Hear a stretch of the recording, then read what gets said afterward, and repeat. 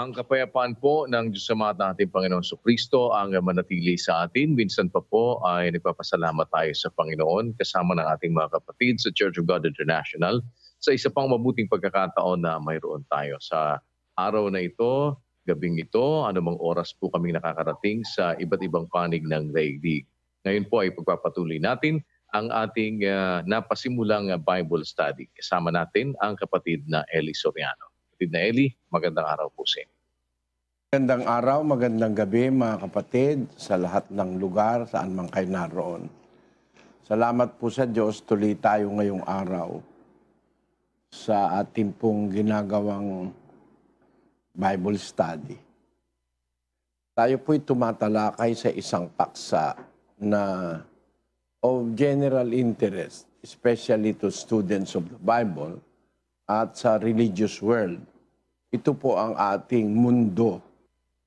Ang pag-aaral ng salita ng Diyos, ang pag-aaral ng mga relihiyon na sa ating panahon ay nagtuturo ng magkakaibang mga magkakasalungat na doktrina na it's wise to investigate. Kasi kung tayo po ay mananatili na lang umaasa sa mga kanya-kanyang opinyon, lalo niyang mga ateista, wala naman silang batayan na ang nakakamangha nga, natanggap yan sa mga eskwelahan na ang lahat ng bagay nag-umpisa sa Big Bang at hindi ito napigilan ng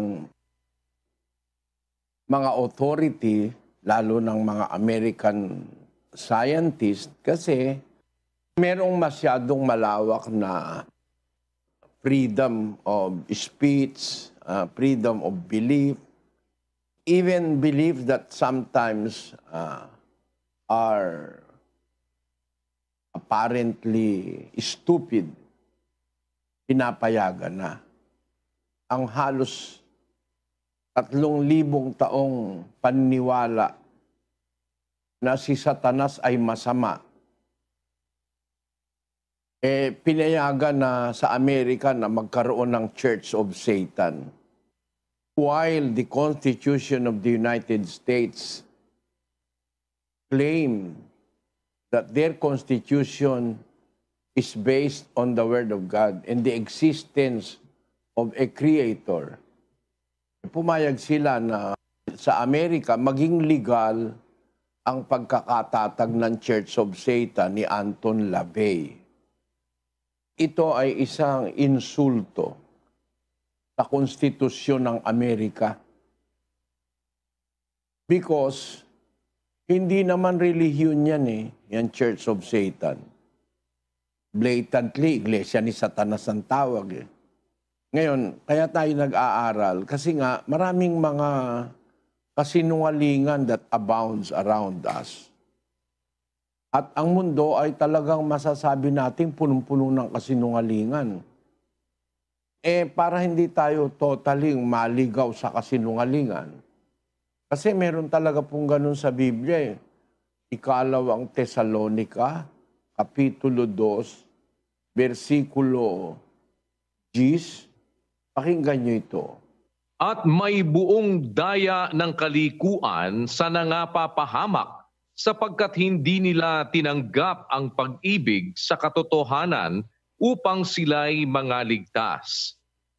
At dahil dito'y ipinadadala sa kanila ng Diyos ang paggawa ng kamalian upang magsipaniwala sila sa kasinungalingan, upang mangahatulan silang lahat na hindi nagsisampalataya sa katotohanan, kundi nangalugod sa kalikuan. Maliwanag na nakaletra sa Biblia, mayroong mga tao talagang naniniwala sa kasinungalingan. Kaya ang kasinungalingan nabibili, mabili yan. Lalo na sa internet, malaki kita yata niyan sa Kakasinungalingan ang ilalagay mo, maraming interesado. Yung sinabi sa Thessalonica, ang pagkakasabi doon sa English, sa 2:11, For this cause God shall send them a strong delusion, that they should believe a lie. That they should believe a lie. And in verse 12, that they all might be damned, who believed not the truth, but had pleasure in unrighteousness. Meron talagang mga tao, mas gusto nila yung mali kesa sa tama. Yung kasinungalingan over katotohanan. Yun din ang mismong idinaing ng Panginoong Hesus. Nakita niya sa mundo sa kanyang panahon. Sabi doon sa 3:19 ng Juan, kapatid na Daniel. At ito ang kahatulan na naparito ang ilaw sa sanglibutan at inibig pa ng mga tao ang kadiliman kaysa ilaw, sapagkat masasama ang kanilang mga gawa. Nung dumating yung ilaw, ang ilaw na yon si Kristo 8:12 ng Juan. Muli ngang nagsalita sa kanila si Jesus na sinasabi, "Ako ang ilaw ng sanglibutan. Ang sumusunod sa akin ay hindi lalakad sa kadiliman, kundi magkakaroon ng ilaw ng kabuhayan." Ang Kristo po ang ilaw ng sanlibutan. Ang sabi sa 3, ito ang kahatulan na parito ang ilaw, si Kristo, sa sanglibutan. Inibig pa ng mga tao ang kadiliman kaysa ilaw, sapagkat masasama ang kanilang mga gawa. There are people who really prefer evil than good, lies than the truth. Ay, hindi nakataka-taka ngayon, mga kapatid, na there abounds a wave, a very big tidal wave of lies in our society. Hindi mo nga ma-distinguish na kung sino nagsasabi ng totoo Sa mga ibang pagkakataon, hindi mo na alam kung sino nagsasabi ng totoo. Pero ang isa lang nating matitiyak, ang laging nagsasabi ng totoo, ang Diyos. Kasi ang Diyos po hindi pwedeng magsinungaling. Basahin natin ang Tito 1:2, sabi ganito. Sa pag-asa sa buhay na walang hanggan, na ipinangako ng Diyos na di makapagsisinungaling, buhat pa ng mga panahong walang hanggan. English it says, In hope of eternal life, which God that cannot lie promised before the world began. ayan, God cannot lie. It is impossible for God to lie. Kaya ang mapapagtiwalaan lang nating salita, mga pahayag, katuruan, ay ang salita ng Diyos. Kasi ang Diyos hindi nagsisinungaling. At imposibleng ang Diyos ay magsinungaling. Alam natin ang intensyon ng pagsisinungaling. To excuse oneself, or to hide the truth, to deceive, and to forgain. Yan ang mga intensyon ng pagsisinungaling. Ang Diyos walang ganun Wala siyang interes na mandaya, kumita lang, makapagsinungaling, o magsalita ng to find excuse for his wrongdoing. Walang ganun ang Diyos Kaya we have the assurance na sinasabi ng Biblia na ang Diyos hindi makakapagsinungaling. In fact, sa ibang talata, it is impossible for God to lie. Basahin natin yung Hebrews 6:18, kapatid na Daniel. That by two immutable things in which it was impossible for God to lie, we might have a strong consolation who have fled for refuge to lay hold upon the hope set before us. Ayan, sabi na Biblia, there are two immutable things in which it was impossible for God to lie. It was impossible. It is impossible for God to lie. And this is our basis in discovering the truth. Basing our knowledge, our understanding in the words of God, in the Bible, we have that certainty that what we will learn doesn't have lies. Pag salita ka ng Diyos nagbatay, ligtas ka sa kasinungalingan. Pag salita ka ng Diyos ng hawak, ligtas ka sa heresy. Pag nanghawak ka sa salita ng Diyos, ligtas ka sa mga konklusyong hula-hula ng mga tao. Kagaya ng Big Bang, kagaya ng primordial soup, kagaya ng evolusyon na pinagsasasabi ng mga sinungaling. Dahil yan po ay kontra sa salita ng Diyos. Napakaraming ebidensya na sinasabi sa Biblia na nang lalangin ng Diyos ang lahat ng bagay, may sukat, may order, kaya nga tinawag na cosmos sa Biblia, tinawag din cosmos sa siyensya. No? Kasi may order, hindi galing sa Big Bang. Because God is a God of order, not a God of, ang sabi doon sa Greek word, akatastasia. Ang kahulugan nun, yung kaguluhan, instability, disorder, commotion, confusion, tumult. Yan ang kahulugan. Sabi ng Biblia, hindi raw ang Diyos, hindi raw Diyos ng akatastasia. Hindi siya Diyos ng instability. Kagaya ng theory of the Big Bang. In the opposite sense, ang Diyos ay, pwede na sabihin, katastasia, no? Wala yung negative na a. Kasi ang Greek word, pag nag-uumpisa sa a, ibig sabihin negative. Parang asymptomatic. Ibig sabihin, walang symptoms. Alin ang opposite? Hindi yung may symptoms, no? Pagka nag-uumpisa sa A, sa Greek, ibig sabihin, negative yon. Ang Diyos ay walang akatastasia, walang kaguluhan sa Kanya. Entertaining the biblical meaning of this word that God doesn't have akatastasia o instability, you will not even entertain the idea of a Big Bang. Because according to the declarations of the Word of God in the Bible, when God created everything, He created it out of love, hindi aksidente, naglagay pa siya ng sukat sa universe kung ano ang sukat ng isang planeta o kung ano ang sukat ng distansya ng mga planeta.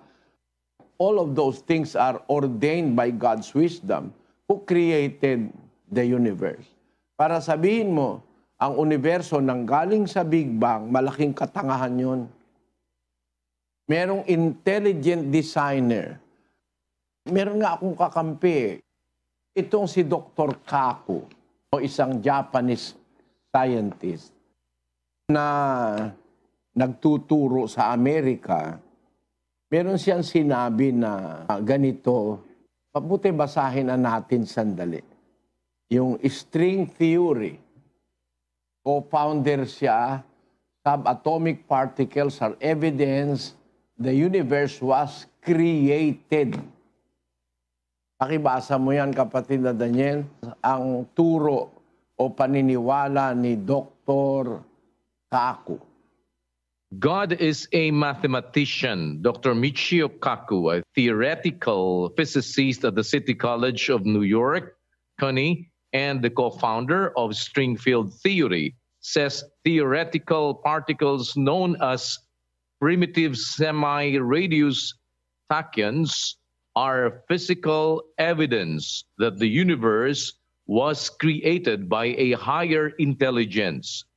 After analyzing the behavior of these subatomic particles, which can move faster than the speed of light and have the ability to unstick space and matter using technology created in 2005, Kaku concluded that the universe is a matrix governed by laws and principles that could only have been designed by an intelligent being.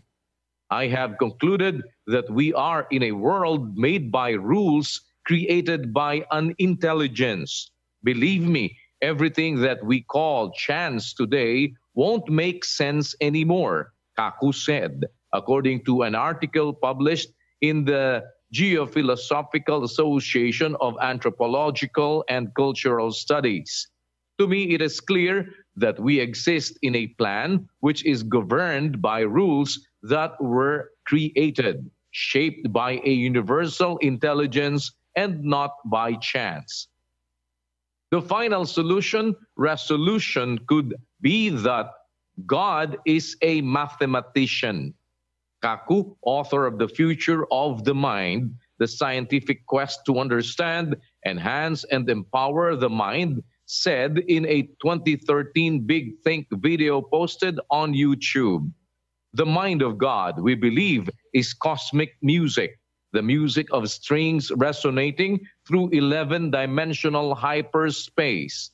String theory revolutionized mathematics and physics by demonstrating a supersymmetry in the universe.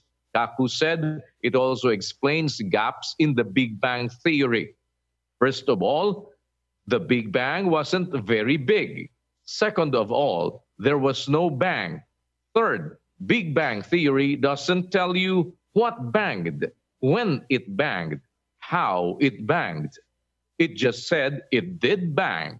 So the Big Bang theory, in some sense, is a total misnomer, the well-known physicist said in 2015. We need a theory that goes before the Big Bang, and that's string theory. String theory says that perhaps two universes collided to create our universe, or maybe our universe is butted from another universe, leaving an umbilical cord. Some people believe that maybe, just maybe, we have detected evidence of that umbilical cord. Po ay deklarasyon ng isang scientifico. Ibig sabihin, he speaks with senses. Pero hindi pa rin ako lubusang yan ang aking paniniwala. Kasi I have that character not to easily believe in anything. Pero I found the Bible to be a book of truth. Gaya ng napatunayan natin, bago pa maintindihan ng siyensya, it is already revealed in the Bible. Ang ating pag-aaralan, yung origin ng buhay. Kasi sila nagsabi, ang origin ng lahat ng bagay na umiiral sa universe ay ang Big Bang. Pagkatapos, sabi nila yon, hindi sabi ng Diyos yon. Ang nagsabi niyan is a primitive scientist. I might as well call him scientist. Si Charles Darwin. Yan ang naging popular sa mga taong ayaw maniwala sa Diyos. They believe whatever foolishness Charles Darwin is telling them. After a little study of things that is going on in the Galapagos, no? Kinongclude niya na ang evolusyon kasi nakakita siya ng iba't ibang mga creatures, mga hayop, mga kung ano-ano na parang magkakamuka galing sa isang design, no? Kaya nabuo sa kanyang isip ay ang evolusyon. Ayan ay nandun sa kanyang libro na The Origin of Species by Charles Darwin. Ito po, itong librong ito, punong-puno ng kasinungalingan ito. And I will prove to you, itong paniniwala ni Charles Darwin ay punong-puno ng kasinungalingan. Although other scientists were convinced, even without sufficient evidences and experimentations, they believed in the foolishness that Charles Darwin propagated in his times. Nakarating na sa ating mga anak sa eskwela na ang universe galing sa Big Bang, may sumabog, pagkatapos mula nang magkaroon ng mga planeta, mga stars, ay kaya nagkaroon ng buhay, dahil sa primordial soup, etc. Which are, for me, nonsense. Nonsense. Why? If it is true that life can originate from a primordial soup, mula sa isang soup o sa isang sabaw o tubig, sa isang lake, tubig sa isang dagat, bakit sa mundo lang may buhay? Bilyon ang mga stars, bilyon ang mga galaxies, and we can say that billions din ang mga planeta. May mga planeta rin namang may tubig, ayon sa siyensya. Bakit dito lang sa mundo nagkaroon ng buhay? At wala kang makitang buhay sa Mars, sa Jupiter. Huwag na tayong lumayo. Dito na lang sa solar system. Wala kang makitang buhay sa ibang parte ng galaxies. Dito mismo sa ating local galaxy, itong Milky Way, hanggang ngayon wala silang nakikita lugar na kagaya ng mundo na may buhay. In fact, ito'y pinag-aralan ng mga siyentipiko rin sa ating panahon, the possibility of the existence of another planet like the planet Earth. Ito po ngayon ang kanilang natuklasan sa pag-aaral na ito by Dr. Hughes Ross, 1998. Pakibasa mo, kapatid na Daniel. Design evidences in the cosmos. Table 3, an estimate of the probability for attaining the necessary parameters for life support. Dependency factors estimate 100 billion. Longevity requirements estimate 0.00001. Maximum possible number of planets in universe, approximately 10 to the 22nd power. Much less than one chance in 100,000 trillion exist that even one such planet would occur anywhere in the universe. Ayan. Matapos ang isang mahabang pag-aaral, pagsusuri ng mga available equipments natin na high-powered telescope, gaya ng ginagamit ngayon ng scientific community, ang naging konklusyon ng pag-aaral na isinulat na ito ni Dr. Hughes Ross, ang possibility na makakakita ka ng isang planeta sa buong universo na nakikita nila, napapag-aralan nila, ay 100 billion.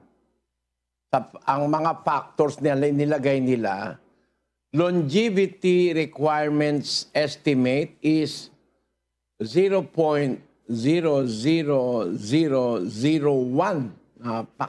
Napakaliit nun. Maximum possible number of planets in universe, approximately 10 to the 22nd power.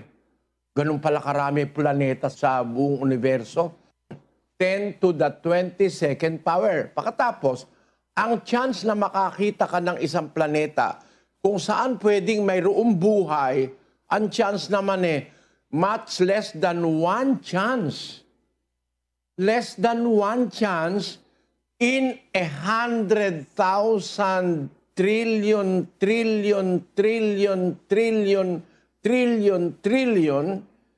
exists that even one such planet would occur anywhere in the universe. Yan, mga kapatid. Ang paniwala ko hanggang ngayon, hindi ito na napapabulaanan Itong pag-aaral na ito na isinulat ni Hughes Ross.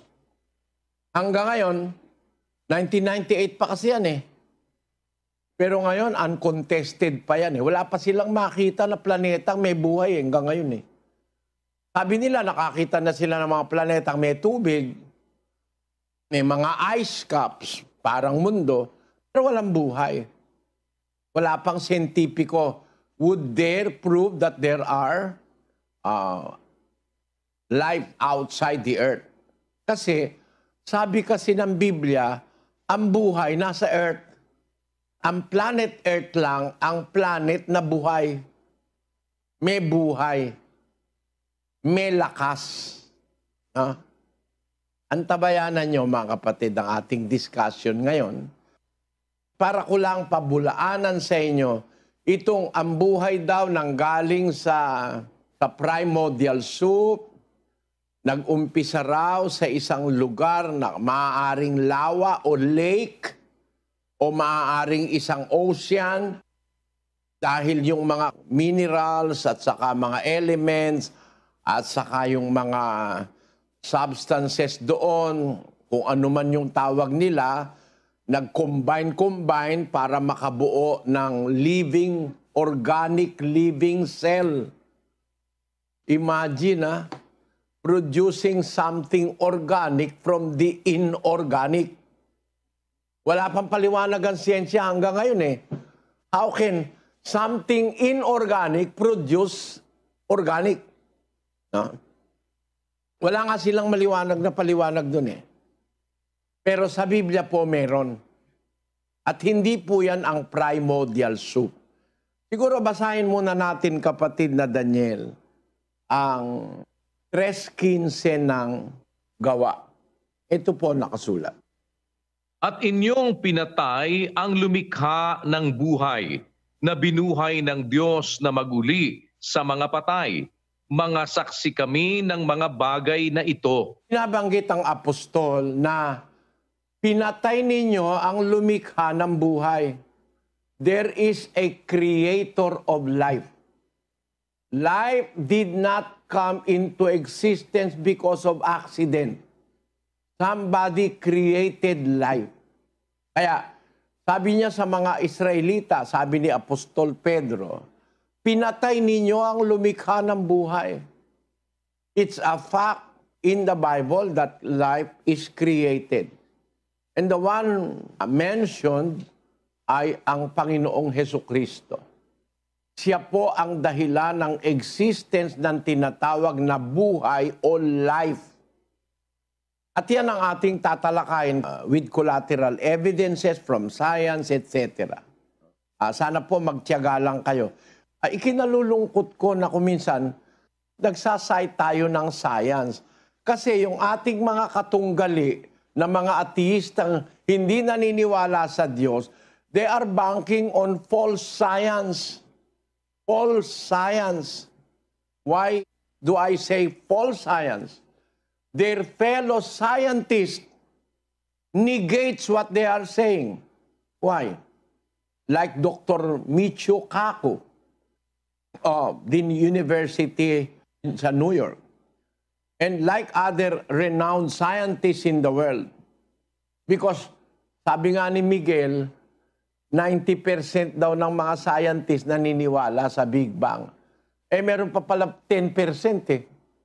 O di may kakampi pa akong 10% na hindi naniniwala sa Big Bang, hindi naniniwala sa evolusyon, hindi naniniwala sa mga theory ninyo, na theory ng mga taong walang magawa, na hindi nag-iisip ng malawak. Ngayon, patutunayan po natin, mas tama ang Biblia o ang salita ng Diyos kesa sa sinasabi nitong mga theory na ito. Kasi para sa akin, pag nabasa ko sa Biblia, it's a fact. Hindi na theory yun. Salita na ng Diyos eh. Pag ang Diyos ang nagsalita, it's a fact. Even before you understand it, or even you do not understand it, it's already a fact. Siguro na ipakita ko na sa inyo pag nagsalita ang Diyos eh. Sabi sa Israel, huwag kayong kakain ng kabag-kabag. Huwag kayong kakain ng mga hayop na gumagapang gaya ng butike, bubuli, huwag kayong kakain yan. Sabi ng Diyos. As simple as that. Ang Diyos ang may sabi.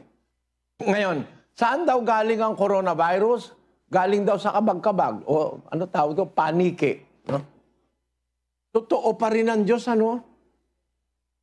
Na yung ipinagbawal niyang kainin ng Israel, meron palang danger sa pagkain nun. Kasi they might be host of viruses that when transferred to human being may cause pandemics. Kaya pala sa Israel, ipinagbawal ng Diyos ang mga pagkain ng mga hayop na yan na kung tawagin ng Biblia ay mga karumal-dumal na hayop. Most of them are scavengers. Mga hayop na hindi kagaya ng baka, na damo lang ang kinakain. Hindi kagaya ng kambing, damo lang ang kinakain. Kagaya ng tupa, damo lang ang kinakain. Ayan. Yung mga hayop na yan, hindi bawal sa Israel. Yung mga hayop na ang kinakain damo. Meron mang mga sakit ang mga hayop na yan ay hindi easily transferable sa humanity. Pero, meron mga nakasulat na sa Biblia na hindi masyadong, sometimes, ini-ignore lang ng mga tao, no? Pero naiisip ko ngayon, dito sa coronavirus, talaga palang tama ang Diyos kung totoo yung sabi nila, galing daw yan sa panike. Aba, tama talaga ang Diyos. Wala pang mikroskopyo nun eh. Di mo pa alam na mayroong virus eh. Wala pang alam ang tao sa virus noong panahon na yon. 3,500 taon nakakalipas. Sinasabi na ng Deuteronomio, bawal kainin sa mga Israelita ang mga hayop na ito because chances are meron silang mga viruses na maaaring mag-cause ng pandemic. Kaya pagka nakahipo ka ng bubuli, nakahipo ka ng bubuling patay, nakahipo ka ng butikim patay, o nakahipo ka ng patay na lizard, no? Kahit anong klaseng lizard, maliligo ka at saka ka magbibihis, maglalaba ka ng damit, sabi ng Diyos, magiging karumal-dumal ka hanggang sa hapon. Pagkatapos mong maligo at pagkatapos mong magbihis, maglaba ng damit, pag nakahipo ka ng bangkay ng mga hayop na ito, magiging karumal-dumal ka hanggang sa hapon. Naligo ka na, naglaba ka na, hindi ka pa rin po pwedeng i-consider na talagang ikaw ay malinis na. Basahin natin ng Levitico 11:28. At ang bumuhat ng bangkay ng mga iyan ay maglalaba ng kaniyang mga suot at magiging karumal-dumal hanggang sa hapon. Mga karumal-dumal nga sa inyo. Hindi naman maintindihan nung panahon na yun na may virus eh. 3,500 years ago eh.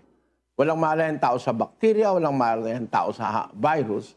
Pero meron na tayong hint sa Diyos. Pag nabuhat mo yung bangkay ng isang hayop na karumal-dumal, kagaya nga niyang mga kunyango, yung mga umuusad, bubuli. Ewan ko kung kilala ng mga millennials yung bubuli. Wala na yatang bubuli ngayon sa Pilipinas eh. Nung bata kami, daing bubuli eh, no? Parang butiki yan na malalaki eh, no? Pagka yan palang mga hayop na yan namatay, possibility, merong infection na nangyari sa kanila, no? Pagka nahipo mo yung bangkay niyan, maglalaba ka ng iyong suot, maliligo ka, tapos magiging karumal-dumal ka hanggang sa hapon. Kasama dyan sa mga hayop na yan ang paniki o ang bats. Sa mga ibon may kasama pang iba eh. Wala lang tayong panahon para basahin lahat ito eh. No? Pero ang binibigay ko pong punto sa inyo mga kapatid, noon pa ang Biblia nagbababala na para wag ang infectious diseases wag kumalat sa Israel. Sino mang makahipo niyan o kaya saan man yan malaglag. Halimbawa, nalaglag yan sa palayok na ginawa sa putik. Sabi ng Diyos, basagin niyo yung palayok. Pag nalaglag naman sa metal, pinapahugasan yung metal para ma-disinfect. Pero pagka nalaglag sa palayok, babasagin na, ayaw na ipagamit yung palayok. Ang malaglagang pagkain, huwag nyo nang kakainin, sabi ng Diyos. tama yung nakikita ngayon sa coronavirus, pwedeng dumikit sa damit, pwedeng dumikit sa pagkain, maraming pwedeng dikitan na mananatili siyang buhay doon for some time. Kaya nung panahon na yon, sabi ng Diyos, magiging karumal-dumal ka hanggang sa hapon. Kung nakahipo ka sa umaga, hanggang hapon, karumal-dumal ka. Meron ako ritong gustong sabihin sa inyo, mga kapatid, na ang mga viruses pala noon, hindi naman masyadong matagal ang buhay. Hindi ba meron na ngayong kapasidad ang taong gumawa ng mga mutation, kagaya ng mga ginagawa ngayong GMO, yung ginagawa ngayong cloning, yung ginagawa ngayon na pag-reverse ng DNA, yung pakwa na paliit ang buto, yung atis na wala ng buto. Pinakialaman kasi nila yung DNA no? Kasi lahat po ng bagay na may buhay, may DNA. Yun ngayon ang pinapakialaman na tinatawag ngayon na GMO. Nangyayari yan sa halaman, sa hayop, at sa etc. Pwede na rin nilang gawin yan sa mga microscopic things. Kagaya ng similya ng lalaki, pwede silang mamili ng similya na yun ang ilalagay sa babae dahil nakikita nila yung similya kung yan po ba ay magkakaroon ng sakit sa puso. May tawag dyan ngayon, pagka magkakaroon ng vitro fertilization yata ang tawag doon. Yun, vitro fertilization. Pakibasa mo nga kapatid na Daniel. In vitro fertilization, in ICSI, intraclytoplasmic sperm injection. An embryologist looks through a high-powered microscope and selects the most healthy-looking sperm and then injects one's sperm into each egg using a fine needle. And in vitro fertilization, through the use of high-powered microscope, yung mga microscopic things, nakikita nila ang constitution nun Kaya po pwede silang mamili.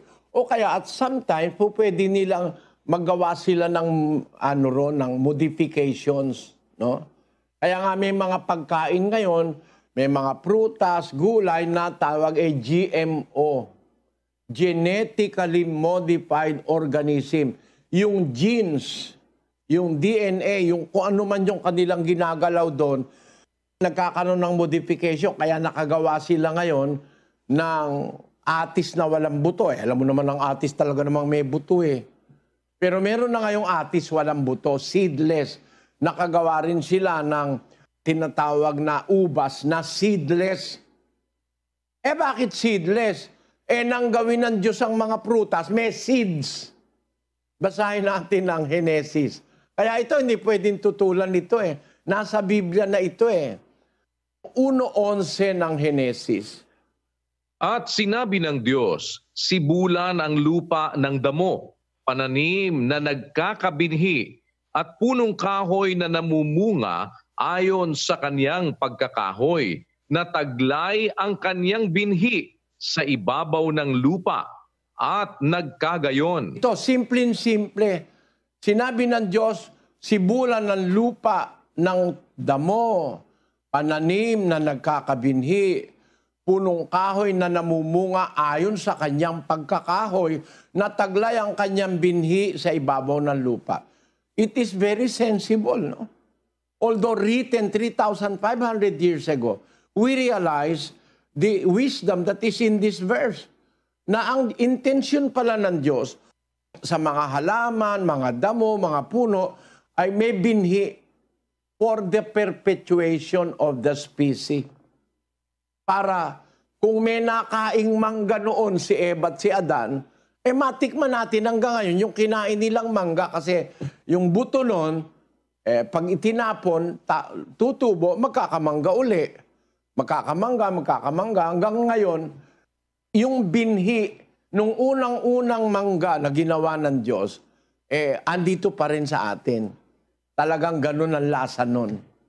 Kaya lang ngayon, ang tao, pinapakialaman niya yung genetic factors. yung DNA, pinapakialaman na ng tao. Kaya ang tawag diyan ngayon, genetically modified. Na ngayon, ang mga health conscious na mga doktor, ipinagbabawal sa kanilang mga kliyente, huwag kayong kakain ng GMO. Kaya isa sa mga advertisement ng mga organic pagkain ngayon, non-GMO. Tingnan nyo ang kanilang mga labels. Ine-emphasize ng mga health conscious, non-GMO. Bakit? Natuklasan ngayon yung pakikialam ng tao sa genetically modified organisms na sinasabi, nakakasama pala sa katawan. Basahin natin itong GMO dangers, kapatid na Daniel. And this is true. Kasi bawal nga ng Diyos na yung naturally na ginawa niyang natural na ganon, papakialaman mo. Bawal ng Diyos yun eh. Pakinggan natin ito, mga kapatid. Genetically modified organism foods, are they safe?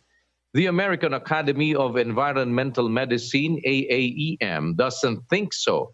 The Academy reported that several animal studies indicate serious health risks associated with GM food, including infertility, immune problems, accelerated aging, faulty insulin regulation, and changes in major organs and the gastrointestinal system.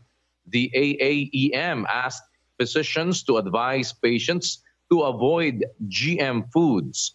Before the FDA decided to allow GMOs into food without labeling, FDA scientists had repeatedly warned that GM foods can create unpredictable, hard-to-detect side effects, including allergies, toxins, new diseases, and nutritional problems.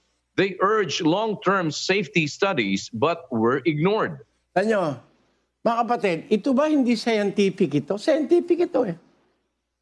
Alteration of the DNA or alteration in the genes of every living organism may cause harm. Ang may sabi nito, grupo ng mga siyentipiko. Doon sa umpisa nung declaration na yun, balik mo nga, ang sabi doon sa umpisa, the American Academy of Environmental Medicine doesn't think that GMO are safe. Why? The Academy reported that several animal studies indicate serious health risk associated with GM food, including infertility, immune problems, kaya parami ng parami sakit eh. Nakakasira yan ng immune system eh. Kaya nakakatakot kumain ngayon ng mga topo-topo na yan kasi karamihan sa mga soya sa mundo genetically modified. Nung bata ako, wala namang ganun kalalaking kamatis eh. Kasi GMO na eh. Marami palang panganib yan. Magro-resulta yan sa infertility, immune problems, accelerated aging. Kaya ngayon, bata pa ang tao, matanda na eh. Faulty insulin regulations. Kaya ngayon, halos 1/3 yata, 1/4 ng tao sa mundo may diabetes. Faulty insulin regulation and chances in major organs and gastrointestinal system. The AAEM asked physicians to advise patients to avoid GM foods. Nasa Biblia ba ito, mga kapatid? Na hindi dapat pinapakialaman yung naturalesang ginawa ng Diyos? Nilagyan niya nga ng binhi yan eh. Damo, halaman, gulay, punong kahoy na nagkakabinhi. Pag nilagay ng Diyos, pag tinangka mo na yan ay baguhin, masama eh. Yan ang findings ng science. Nasa Biblia na yan eh. Yung pagbabago, yung pagkukross ng magkakaibang species, nasa Biblia yan. Pakinggan nyo ang 19:19 ng Levitico. Iingatan ninyo ang aking mga palatuntunan.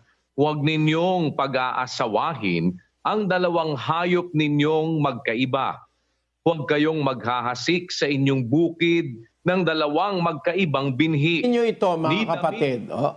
Sabi ng Diyos sa Israelita, ingatan ninyo ang aking palatuntunan, my statutes, sabi niya. Huwag ninyong pag-aasawahin ng dalawang hayop ninyong magkaiba. O let us prove na tama ang Diyos.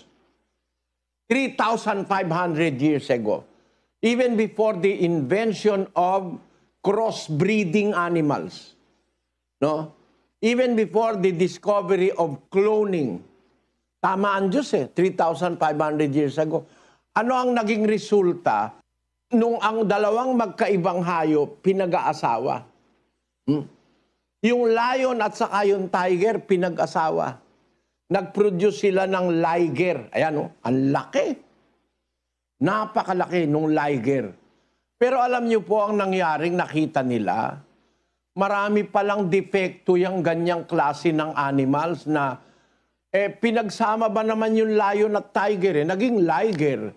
Meron naman pinagsama yung zebra at donkey, naging zebronky, no?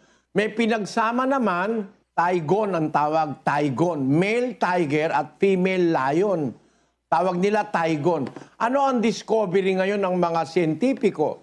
Sa mga nag-crossbreeding na ito, na bawal ng Diyos sa Biblia.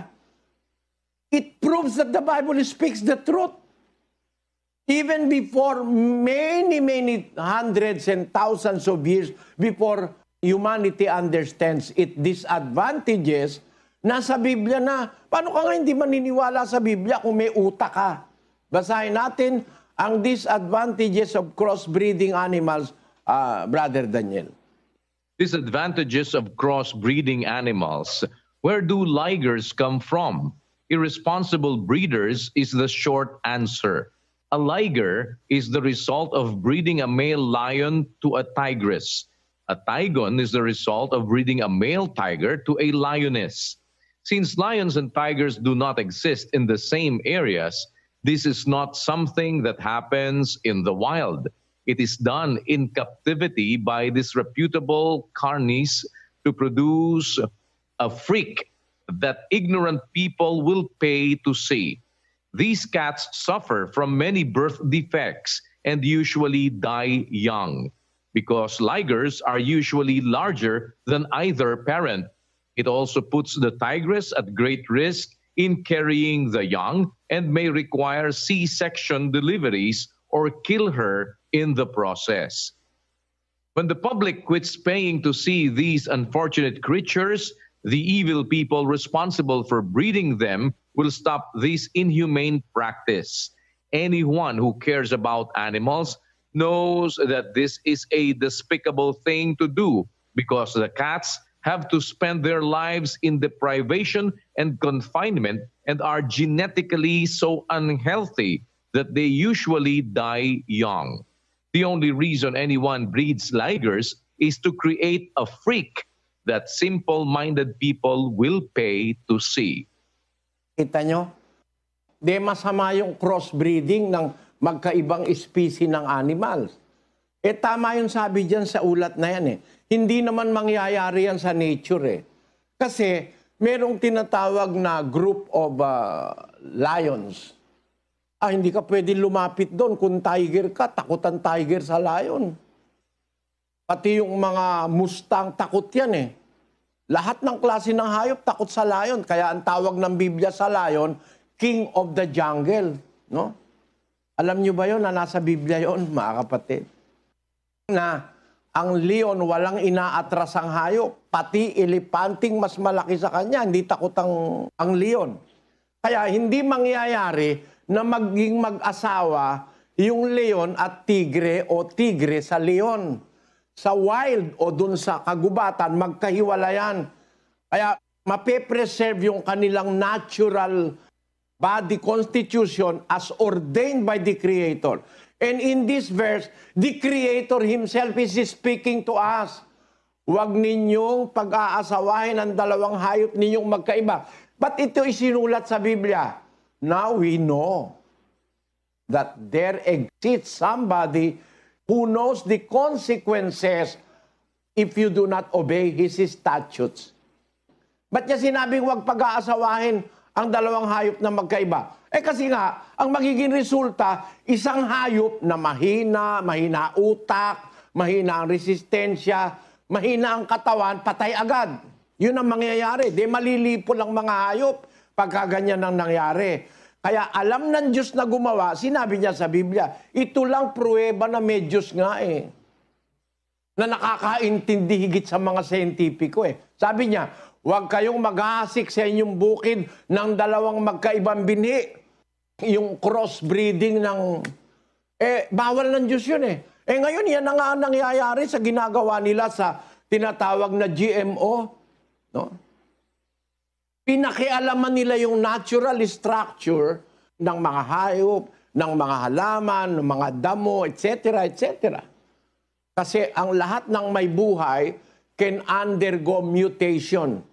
Tandaan niyo po, sa Biblia, ang kaisa-isang hindi nag-mutate ay ang Diyos. In Him, there is no mutation or transmutation. He will forever remain as He is. Pero, ang tao pwedeng mag-mutate, ang hayop pwedeng mag-mutate, kaya ipinagbabawal na ng Diyos na ang halaman, huwag kayong magko-crossbreeding. Pag nag-crossbreeding, madidestroy yung natural intention na inilagay ng Diyos para for the perpetuation of such a thing, or it may be a tree, it may be herbs, etc. Bawal ng Diyos na mag-crossbreeding ka, no? Ngayon, yan po ang napakarami sa mundo. Ano nangyari sa mundo ngayon? Maraming may diabetes. Maraming mahina ang katawan, kakakain yan. Kaya ako nung araw, hindi ko alam ganun. Paborito ko pa naman yung yung tokwa. Pagka may lugaw at tokwa at baboy, no? Ang tokwa pala ngayon galing sa mga soya na GMO. Dito po sa Brazil, 95% ng soya, yung ginagawang toyo, yung ginagawang tokwa, yung ginagawang miso, galing pala 95% sa GMO. Nakakatakot ng kumain. Mga kapatid, this proves na ang Diyos nagsasalita ng totoo bago pa maintindihan ng siyensya. Na yung pakikialam natin sa naturalesa ng halaman, hayop, o anumang bagay na may buhay will cause havoc and damage to our being. Hindi ba kayo naniniwalang ang Biblia nagsasabi ng totoo bago pa matuklasan ng siyensya? Kailan lang natuklasan ito? Masama pala yung GMO. Masama pala yung cloning. Pati yung cloning na ginagawa nila, no? Pati yung crossbreeding ng animals. Masama pala yun. Sino mag-aakalang masama yun? Malibang matuklasan ng siyensya. Nauna ang Biblia. Alin ang tama? Tama ang Biblia. Di pa nila alam ang resulta ng ginagawa nila, nasa Biblia Masama yun, ayaw ng Diyos Pag ayaw ng Diyos, masama. May masamang epekto.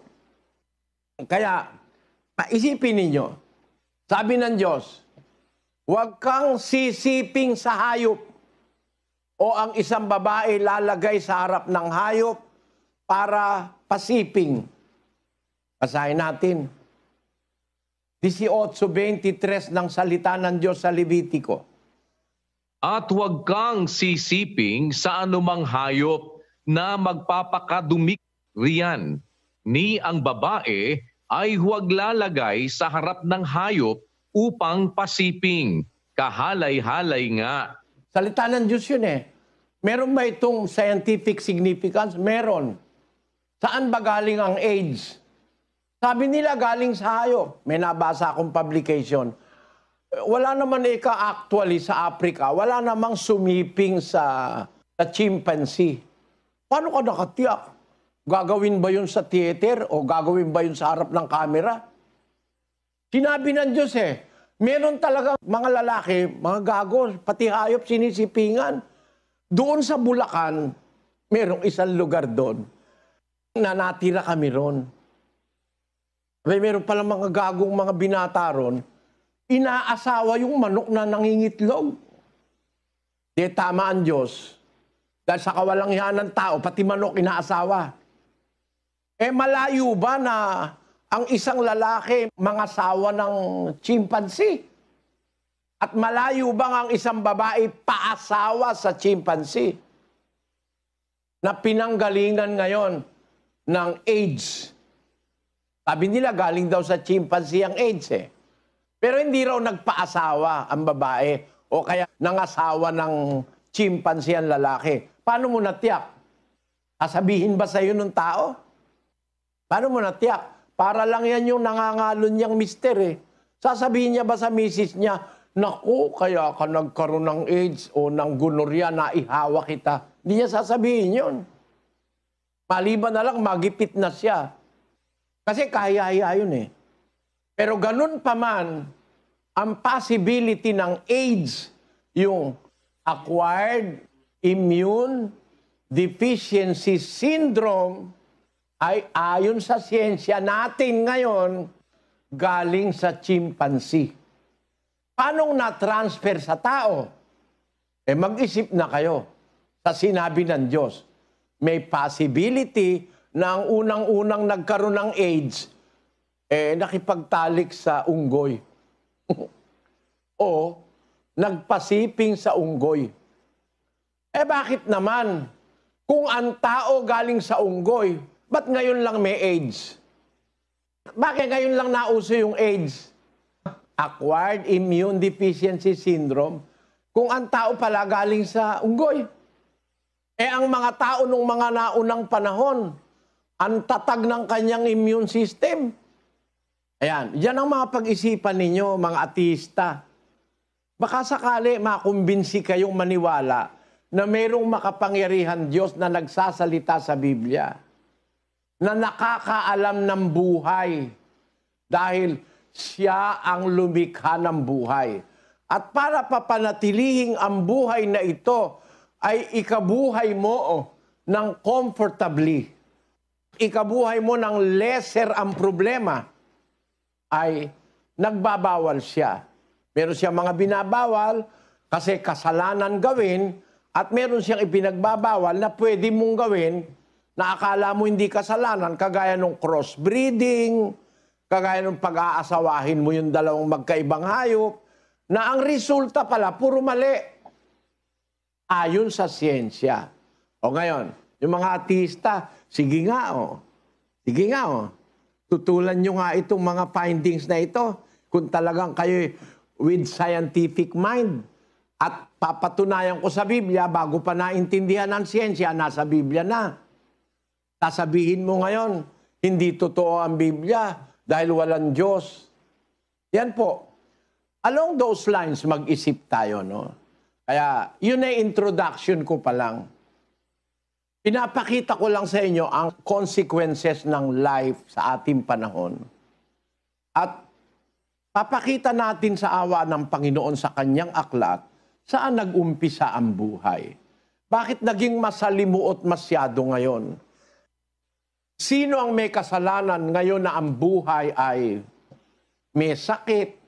Ako, paniwala ko, ang buhay is not intended to be like that ayon sa Biblia. Ang buhay is something we will appreciate and we must enjoy. Pero ngayon, ang buhay napakarain ng mga mga threats sa buhay.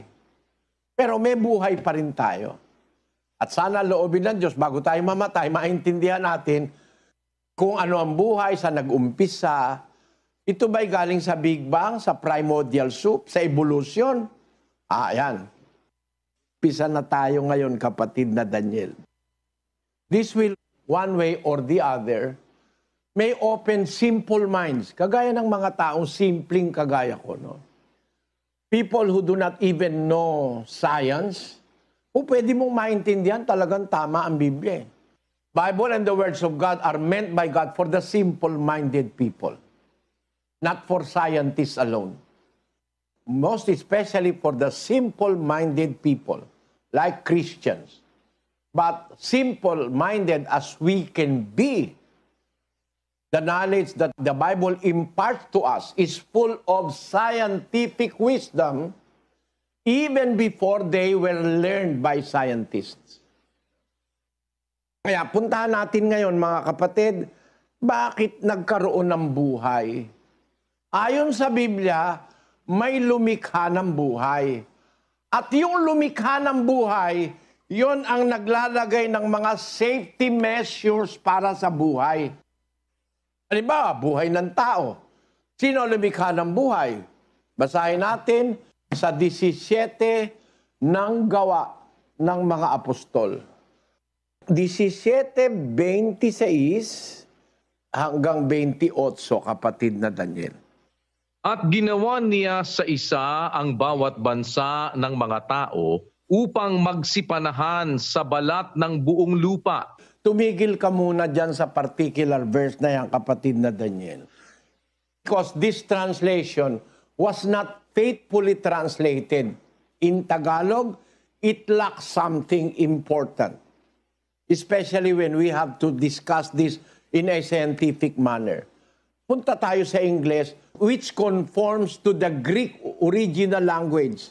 Basahin natin, kapatid na Daniel, ang English ng 17:26 of the book of Acts. And hath made of one blood all nations of men, for to dwell on all the face of the earth. God hath made of one blood all nations of men, for to dwell on all the face of the earth.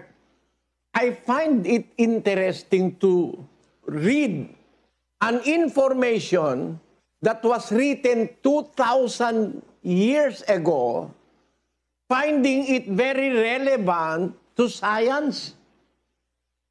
God hath made of one blood all nations of men. Tayo palang lahat galing sa isang dugo. Yan ay nasa Greek pero hindi na isalin tama sa Tagalog. Ang sabi po doon sa hath made of one blood all nations of men, ang nakalagay doon sa Greek interlinear, hath made of one blood, G129, ito po nakasulat. Yung hahima, one hahima, which means in Greek, blood, literally of men or animals, figuratively the juice of grapes, or specifically the atoning blood of Christ, by implication, bloodshed, also kindred, blood, lahi. Yung pala, wala sa Tagalog yun dun sa King James Version ng Tagalog. Pero meron ngayong mga bagong salin ng Biblia na ikinorek na nila, ito po ngayon ang nasa sambayanang Pilipino. Mula sa iisang dugo, ginawa niya ang bawat bansang maninirahan sa balat ng lupa at itinakda ang kanya-kanyang panahon at lupaing sasaklawin. Mula sa iisang dugo nang galing tayong lahat. One blood. Ang dugo, simbolo po yan ng kindred o lahi. Galing tayong lahat sa isang lahi o isang dugo ng mga tao. Mamaya ko yan tatalakayin. Tutuloy lang muna natin yung binabasa natin sa 17:27, kapatid na Daniel, hanggang 28. Upang kanilang hanapin ang Diyos, baka sakaling maapuhap nila siya at siya'y masumpungan, bagaman hindi siya malayo sa bawat isa sa atin. Sapagkat sa Kanya, tayo'y nangabubuhay at nagsisikilos at mayroon tayong pagkatao. Sabi ni Pablo, ginawa ng Diyos ang lahat ng lahi ng tao sa isang lahi o sa isang blood. At sabi niya, para natin hanapin ng Diyos, that we may seek the Lord. Tapos, ang sabi niya sa 28, for in Him we live, move, and have our being. Ang buhay pala galing sa Diyos. Siya lumikha ng buhay. At inumpisahan niya ang paglikha ng buhay ng tao mula sa isang dugo o sa isang lahi. Tama eh. Kahit sa anong anggulo ko basahin, tama ito sa siyensya, hindi kumukontra sa siyensya ito eh. Ang findings ng science after so long investigation, ang konklusyon, ang lahat ng tao galing sa isang dugo, galing sa isang ina. Basahin natin yung findings ng mga siyentipiko, itong mitochondrial DNA. Pakibasa kapatid na Daniel. Mitochondrial DNA is only passed down the maternal line and can be traced back to one woman. Ang findings nila, pinag-aaralan yung mitochondrial DNA na ipapasa yon sa maternal line, hindi dun sa paternal. Hindi mo matetrace ang talagang lahi kung aasa ka dun sa mga ama. Bakit? May logic dun eh. Bakit? Asawa ni Juan. Di ang dapat anak niya, anak ni Juan. May possibility hindi. Bakit? Nasa lisihan si Juan nung nag-abroad. Kaya yung pang-apat niyang anak, akala niya anak niya, yung pala naman nakasalisi si Efren. Kaya hindi na anak ni Juan. Pero makikita mo yung talagang salin-salin ng lahi kung dadaan ka sa ina. Kasi sa ina lang posible yun eh. Na matiyak mo na siya anak ng nanay niya, na yung nanay niya anak ng lola niya, yung lola niya anak ng lelang niya, sa babae lang dumadaan yun. Yun ang tinatawag nilang mitochondrial DNA. Can only be passed down the maternal line and can be traced back to one woman. Yan ang findings ng science. Ano ang sinasabi ng Biblia? 3:20 ng Henesis, pakinggan nyo mga kapatid. At tinawag na Eva ng lalaki ang kanyang asawa sapagkat siya ang naging ina ng lahat ng mga nabubuhay. Matagal na palang nasa Biblia na talagang galing nga tayo sa isang dugo lang. Bakit? Si Eva ang asawa ni Adan. At tinawag niyang Eva sapagkat siya ang naging ina ng lahat ng nabubuhay. Kung titignan mo pala sa Biblia, bago natuklasan yung mitochondrial DNA na yon, nasa Biblia na pala, tayo palang lahat galing sa isang dugo, galing sa isang babae. Si Eva. Hindi ba yan scientific? Di ba kapatid na Daniel, ano? Opo, kapatid na Eli. At yun po ang ipinapakita ngayon ng mga findings po ng science, which is long time ago pa pala, sinasabi na po ng Biblia at ngayon ay lumilitaw sa kanilang mga pag-aaral ito pong ganitong klase ng findings. Pero hindi sila ang una dahil yan po ay matagal nang sinabi ng Biblia na ngayon ay kumbaga napapatunayan lamang dito po sa kanilang mga nagiging resulta ng pag-aaral, kapatid na Eli. Yan. Even before they can discover something based on scientific knowledge and facts, nasa Biblia na na galing lang tayo sa isang ina. Kaya galing tayo sa isang dugo. Pero ngayon, may question dyan kapatid na Daniel Saan nag-umpisa ang buhay? Sabi, galing sa Diyos Sa Kanya tayo nabubuhay. In Him we live and move and have our being. Ang buhay pala galing sa Diyos, hindi galing sa sopas, na ang tawag nila Darwin ay primordial soup. Yung kanilang sinasabi, yun daw isang parang lawa o isang maliit na lugar na nandoon yung mga iba-ibang nutrients. Meron doon na sabihin na nating salt, may asin doon, meron doon water, meron doon hydrogen, may nitrogen doon, meron doon lahat ng sangkap para magkaroon ng buhay. Yun ang tinatawag nilang primordial soup theory of 1920. Basahin na natin, kapatid na Daniel. The primordial soup theory suggests that 3.8 billion to 3.55 billion years ago, life began in a pond or ocean as a result of the combination of chemicals from the atmosphere and some form of energy to make amino acids, the building blocks of proteins, which would then evolve into the first species on Earth.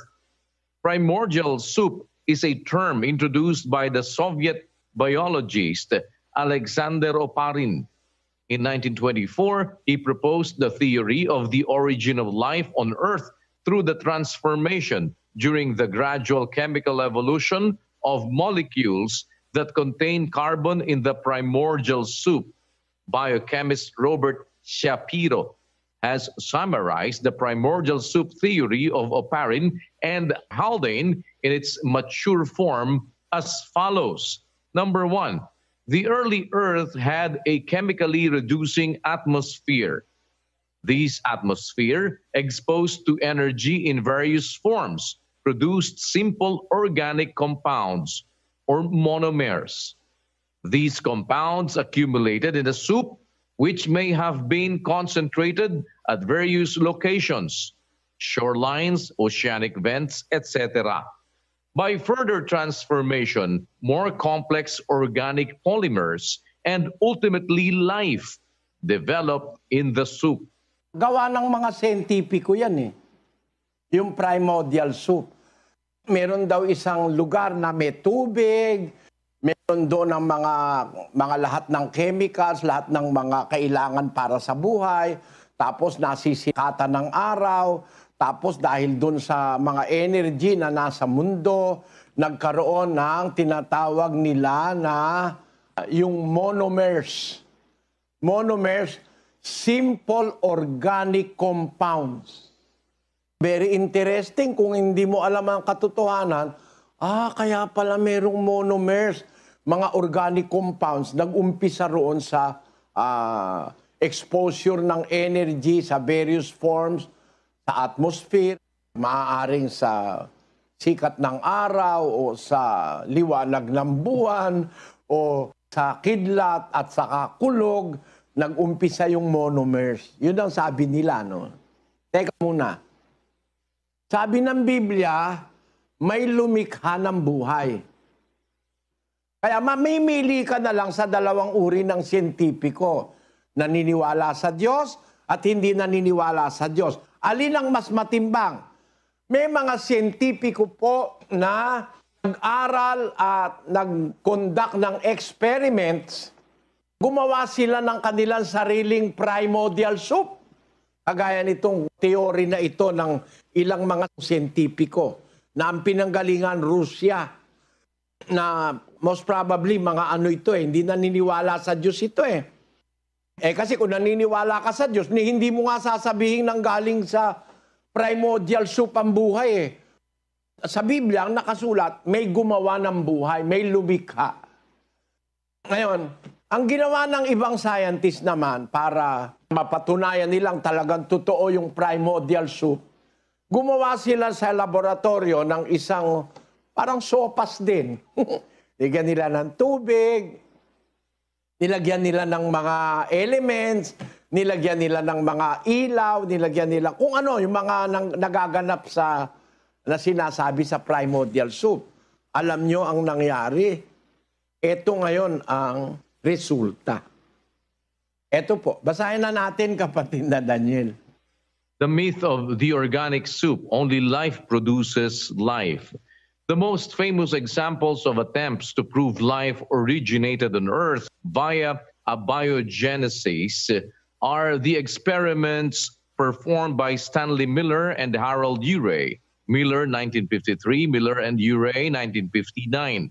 Miller had been a student of Urey, who in turn had long been a colleague and co-author of numerous studies with Claus and Nagy, and is one of the co-discoverers of organized elements and extraterrestrial microfossils in the Urgeo meteorites, Nagy, Fredrickson, Urey, Claus, Anderson, and Percy, 1963.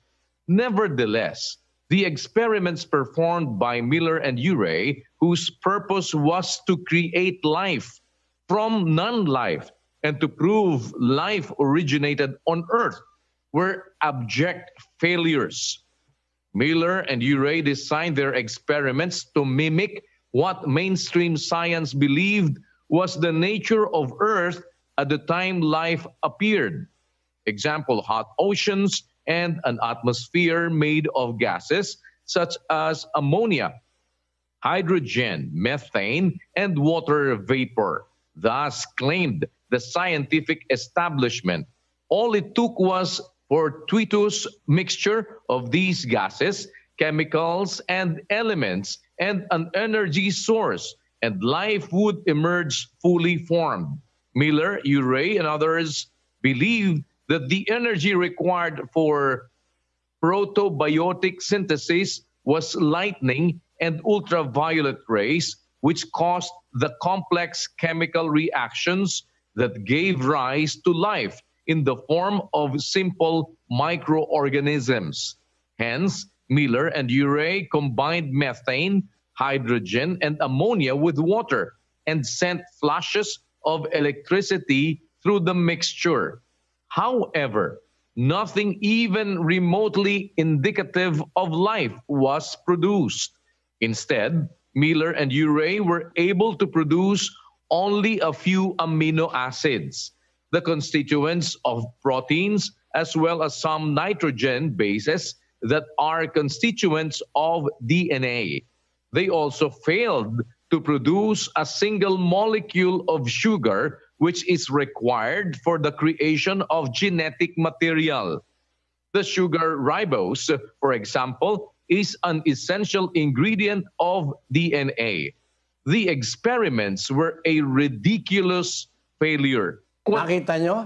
Ginawa ng mga sentipikong ito, sila Urey at saka yung kanyang mga kasama, gusto nilang patunayan na talagang ang primordial soup ay totoo. Gumawa sila ng kapareho ng setting sa mundo. Merong temperatura sa laboratorio, merong electricity kagaya ng lightning, tapos nandun lahat ng mga kasustansya o mga substances para makabuo ng buhay. Ang sabi ng ulat na nabasa, lahat ng ginawa nila were abject failures. They cannot even project or produce simple sugars, which is very essential to life. Their experiments were a ridiculous failure.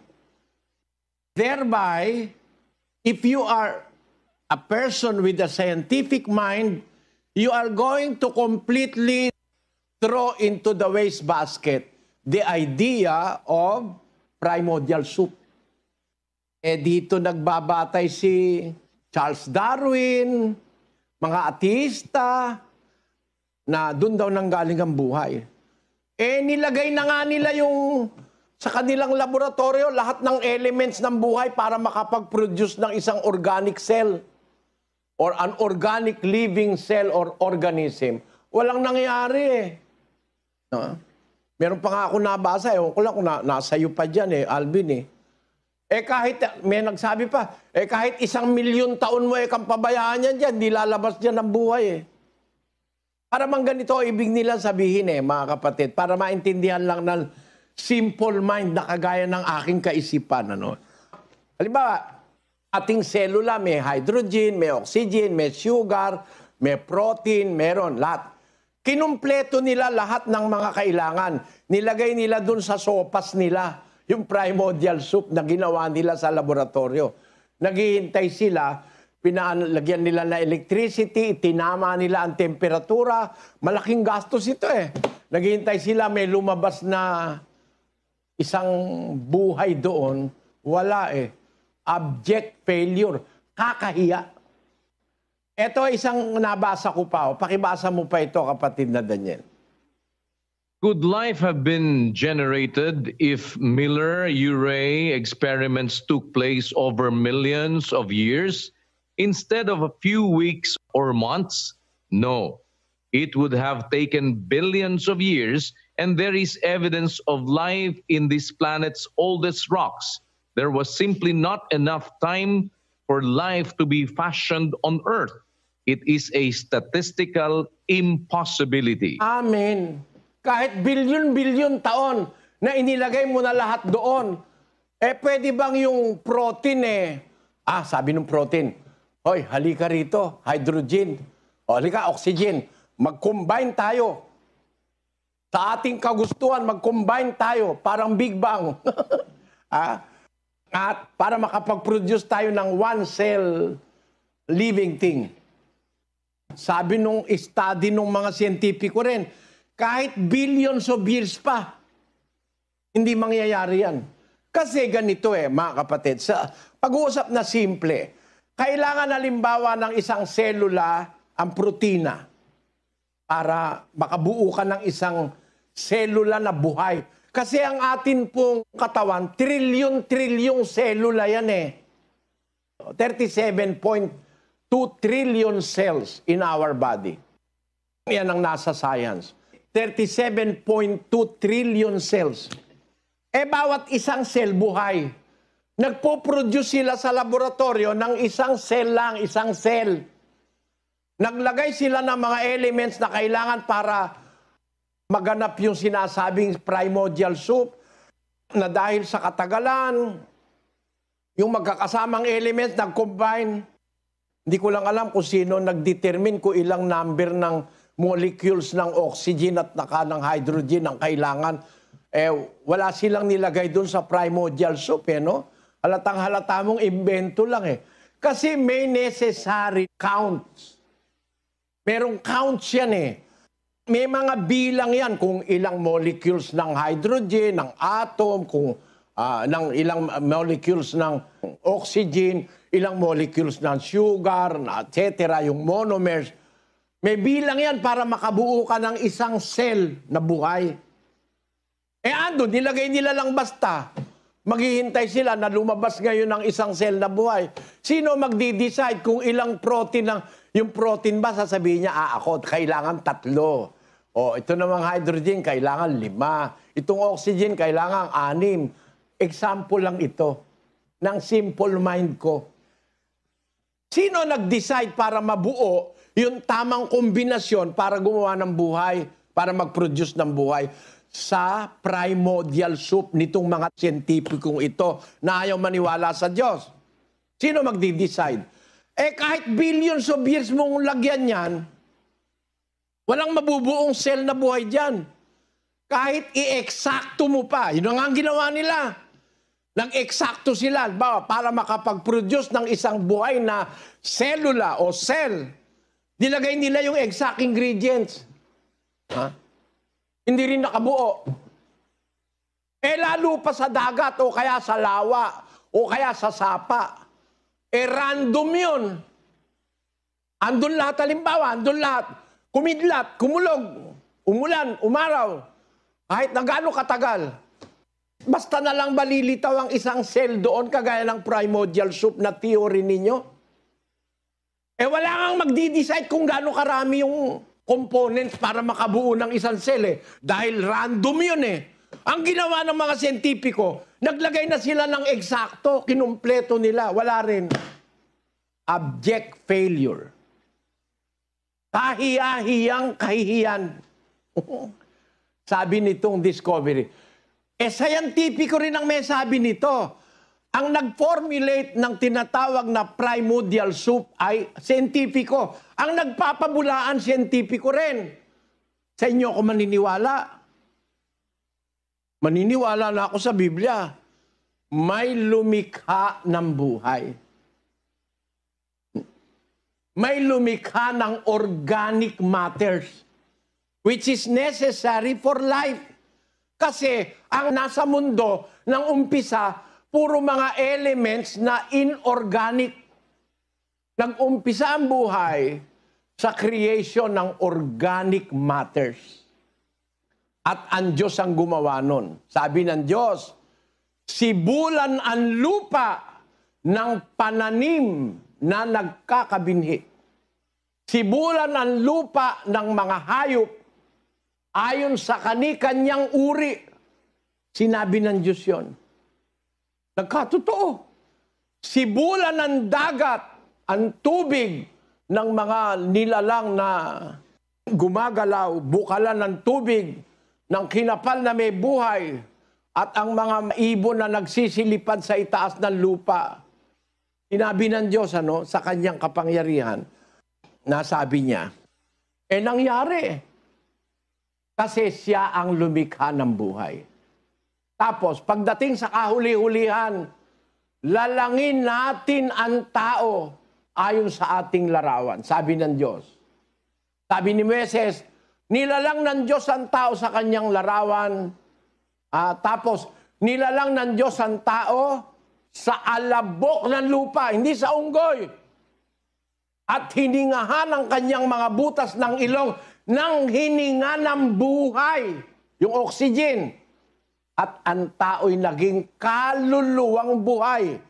Kaya pala nagkaroon ng buhay ng tao, galing sa hininga ng Diyos na inilagay sa nostrils ni Adan. And God formed man out of the dust of the ground and breathed into his nostrils the breath of life, and man became a living soul. Ito ngayon ang umpisa ng buhay ng tao.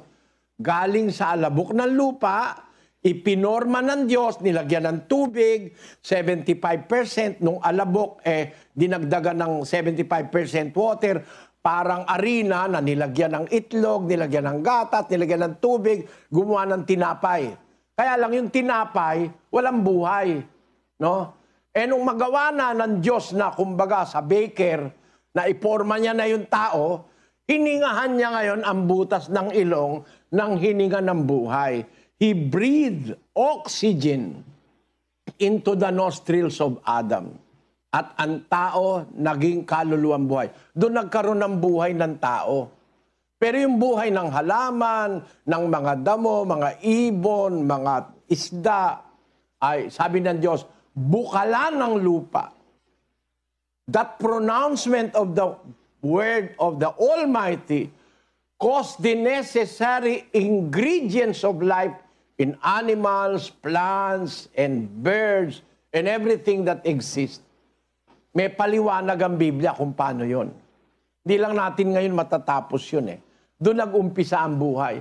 Hindi sa primordial soup. And I prefer to believe the Bible because the theory of primordial soup was formulated through the ignorance of those people, scientists as they can be. Nag-imbento sila ng origin of life sa primordial soup. Pagkatapos, mga siyentipiko rin ang nagdi-deny ngayon na hindi pwedeng totoo yung primordial soup. Kanino kayo mamimili? Ako lang mapili . No? Ang napili ko yung nasa Biblia, may lumikha ng buhay. Paano yung buhay ay nag-exist pagkatapos nalikhain ng Diyos?